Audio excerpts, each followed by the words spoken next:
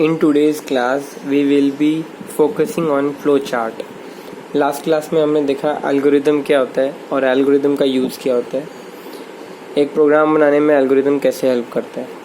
अब flow chart का इस्तेमाल हम क्यों करते हैं? जब एक बड़ा प्रोग्राम हो तो उसमें हम एल्गोरिदम्स लिखेंगे तो वो बहुत कॉम्प्लिकेटेड हो जाता है, इसलिए उसी को सॉल्व करने के लिए, उसी को आसान दिखाने के लिए, ताकि हमें विजुअलाइज आराम से हो, हम फ्लो चार्ट का यूज़ करते हैं। फ्लो चार्ट है क्या? एक विजुअल, एक ग्राफिकल रिप्रेजेंटेशन एल्गोरिदम का ही। इसी एल्गोरिदम का एक ग्राफिकल रिप्रेजेंटेशन कर दूं तो उसको फ्लो चार्ट बोलेंगे। अब ग्राफिकल रिप्रेजेंटेशन करूंगा तो उसके कुछ रूल्स हैं जो कि फ्लो चार्ट में हमको फॉलो करने पड़ते हैं। वो रूल्स हैं,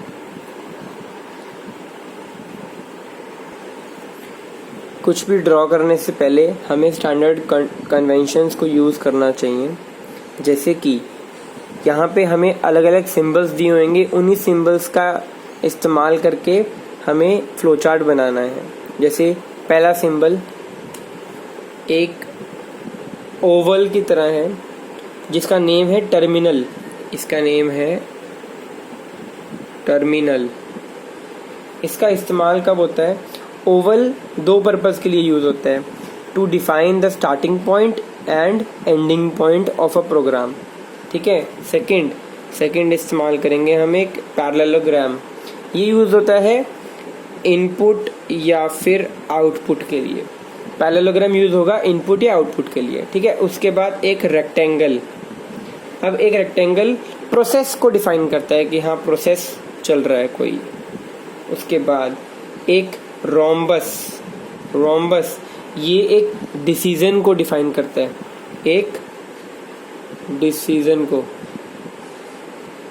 डायमंड शेप्ड बॉक्स भी बोल देते हैं इसको, या फिर रोम्बस। ठीक है। अब ये एक डिसीजन बताता है, यस या नो। ठीक है। एक कंपैरिजन बताता है। अब उसके बाद एक सर्कल। अब ये सर्कल का इस्तेमाल क्या होता है? सर्कल होता है on page connector. Circle with a number written inside it is used to represent a break in the path of flow chart. अब फ्लो चार्ट का मतलब क्या है? फ्लो चार्ट तो हम सिंबल्स को यूज करके बता देंगे, पर फ्लो का मतलब क्या है यहाँ पे कि कैसे कैसे वो फ्लो कर रहा है। उसके लिए हमें एरोज हम यूज करेंगे। ठीक है। यहाँ पे जो ये सर्कल है और एक ये शेप है, एक पेंटागन है एक तरह से, वो ये है ऑन पेज कनेक्टर, ये है ऑफ पेज कनेक्टर। अब हमें फ्लो दिखाना है तो फ्लो के लिए हम एरोज का यूज़ करेंगे। जहाँ पे भी एरोज दिखेंगे उसी तरफ हमारा डाटा फ्लो कर रहा है। अगर हमें कोई ऐसा एरो दिखा जो कि इनके ऊपर से जा रहा है, मतलब कि यहाँ ये वाला एरो और इस वाले एरो में कोई भी कनेक्शन नहीं है। ठीक है। इनको हम फ्लो लाइंस बोलते हैं। ओके। फ्लो चार्ट की कुछ एडवांटेजेस के बारे में बात कर लेते हैं। फ्लो चार्ट क्योंकि एक रिप्रेजेंटेशन है पिक्टोरियल, तो एल्गोरिदम से ज़्यादा आसान लगता है हमें समझ आने में। हमें हमारी it is a good way of communication with other users. मैंने एक प्रोग्राम बनाया, मैंने इसका फ्लो चार्ट बना दिया, तो कोई और अगर उस प्रोग्राम को देखेगा तो फ्लो चार्ट से वो आराम से समझ सकता है कि प्रोग्राम में क्या चल रहा है। ये एक आसान तरीका है। इतना बड़े प्रोग्राम को अगर हम पिक्टोरियल ग्राफ में एक पेज पे बना दें तो ये कॉम्पैक्ट तरीका है प्रोग्राम को समझने का कि प्रोग्राम क्या काम करेगा। फ्लो चार्ट के इस्तेमाल से हम एरर को भी जल्दी से पकड़ सकते हैं कि प्रोग्राम में कहाँ पे एरर है। अब फ्लो चार्ट को समझने के लिए हमें कुछ कन्वेंशंस का यूज़ करना पड़ता है। कुछ रूल्स हैं जो कि फ्लो चार्ट के लिए बने हैं। पहला रूल, जितने भी ये सिंबल्स यूज़ होंगे, इन सिंबल्स का अपना अपना एक ऑपरेशन है। मतलब जो ये वाला सिंबल यूज़ होगा वो टर्मिनल प्रोसेस के लिए ही यूज़ होगा। ठीक है। दूसरा कन्वेंशन ये है कि अगर हम फ्लो चार्ट को पढ़ेंगे तो हम ऊपर से नीचे को पढ़ेंगे। मतलब फ्लो चार्ट ऊपर से नीचे की तरफ फ्लो कर रहा होगा। अगर हमें कुछ भी लिखना है, कुछ भी नोट्स लिखना है, तो हम हमारे सिंबल के अंदर लिखेंगे। अलग अलग सिंबल्स के सीक्वेंस बनेंगे अलग अलग सिंबल्स को यूज़ करेंगे, सीक्वेंस बनाएंगे, पर वो पूरा फ्लो चार्ट ख़त्म कब होगा? जब एंड में एक टर्मिनल वाला सिंबल आएगा कि हाँ द प्रोसेस एंड हो चुका है। ठीक है, अब हम हमारे इस फ्लो चार्ट की कुछ लिमिटेशंस पढ़ते हैं। फ्लो चार्ट की कुछ लिमिटेशंस देखते हैं। वैसे तो फ्लो चार्ट एक आसान तरीका है हमारी हेल्प करने के लिए। फ्लो चार्ट को बनाना कभी कभार मुश्किल प्रोसेस हो सकता है, यानी कि अगर हम पूरे प्रोग्राम के फ्लो को दिखाएं तो कभी कभार थोड़ा टेडियस काम है।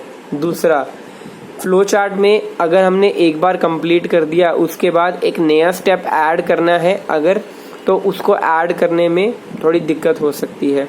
वापस उस फ्लो चार्ट को रीड्रॉ करना ही एक अकेला ऑल्टरनेटिव है। अगर हमारे प्रोग्राम में बहुत ज़्यादा कॉम्प्लेक्स लूप्स हैं या ब्रांचेस हैं, ये आगे जाके पता चलेंगी, तो फ्लो चार्ट बनाना थोड़ा मुश्किल हो जाता है। एक पॉसिबिलिटी है कि अगर हमने फ्लो चार्ट बनाने में एरर कर दिया तो हमारा प्रोग्राम भी गड़बड़ हो सकता है। There are 3 fundamental operations that normally constitute a flow chart. पहला, 3 ऐसे फंडामेंटल लॉजिक ऑपरेशंस हैं जो कि हम एक फ्लो चार्ट में देखते हैं। सबसे पहली सीक्वेंस इन्हीं सिंबल्स की। दूसरा, सिलेक्शन। तीसरा, इटरेशन यानी कि बार बार एक काम का होना।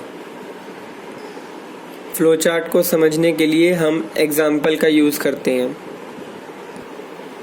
पहला एग्जाम्पल है, draw a flow chart to find sum of 2 numbers. सबसे पहले हम यूज़ करेंगे हमारे ओवल का।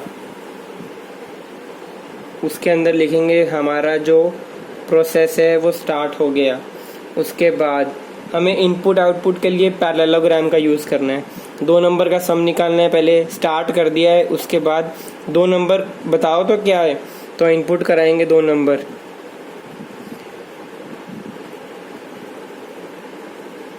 दो नंबर इनपुट कराएंगे, इनपुट ए, इनपुट बी। सबसे पहले स्टार्ट किया, इनपुट ए, इनपुट बी। अब उसके बाद कोई प्रोसेस कराना है तो रेक्टेंगल का यूज़ करना है। C is equal to A plus B. इन दोनों को ऐड कर दिया। उसके बाद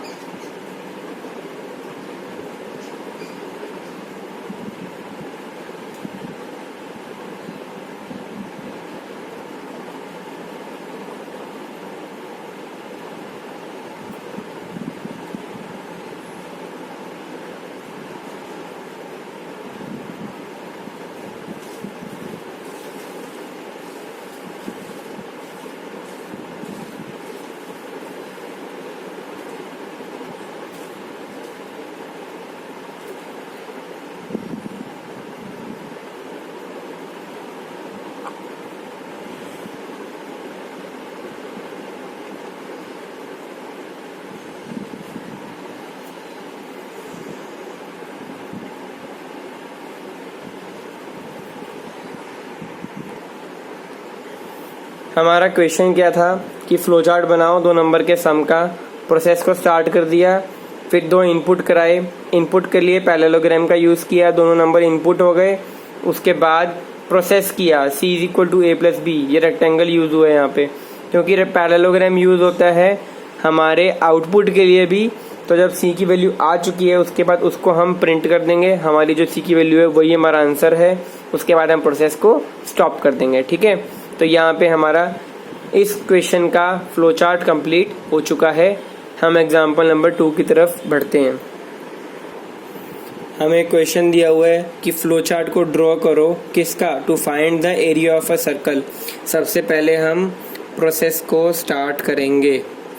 प्रोसेस को स्टार्ट करने के बाद एरो दिखा रहा है कि हमारा नेक्स्ट स्टेप क्या होगा। अब हम इनपुट करेंगे, क्योंकि एरिया ऑफ सर्कल निकालना है। सर्कल का रेडियस तो पता करो पहले, तो हम सबसे पहले उसके बाद इनपुट करेंगे। इनपुट रेडियस को R से डिनोट कर देते हैं। इनपुट रेडियस R सर्कल का। उसके बाद अब हम प्रोसेस करेंगे, एरिया को कैलकुलेट करेंगे। प्रोसेस करने के लिए हम रेक्टेंगल यूज़ करते हैं। एरिया को कैलकुलेट करना है, कैलकुलेट एरिया। कितना होता है एरिया सर्कल का, पाई R स्क्वायर, यानी कि A is equal to pi multiply by r into r. ठीक है, यहाँ पे मेरा जो एरिया है ए आ चुका है। उसके बाद फिर से हम इनपुट आउटपुट का यूज़ करके प्रिंट कर देंगे हमारे ए को, प्रिंट ए। जैसे ही हमारा ए जो है वो प्रिंट हो चुका है, यही हमारा आंसर है। उसके बाद हम प्रोसेस को कर देंगे स्टॉप और फिर उसके बाहर ओवल गोला। ठीक है, तो ये है फ्लो चार्ट कैसे बनाना है किसी भी प्रोग्राम का। हल्का हल्का एल्गोरिदम की तरह ही है, पर हमें खुद दिख रहा है कि एल्गोरिदम से ज़्यादा आसान है समझने में। इससे हम किसी भी प्रोग्राम को आसानी से समझ सकते हैं। ठीक है, तो अब हमारा फ्लो चार्ट यहीं पे ख़त्म होता है। आप और प्रैक्टिस करना और प्रोग्राम्स की कि कैसे कैसे हम फ्लो चार्ट बनाएं। नेक्स्ट क्लास में मिलते हैं, बाय।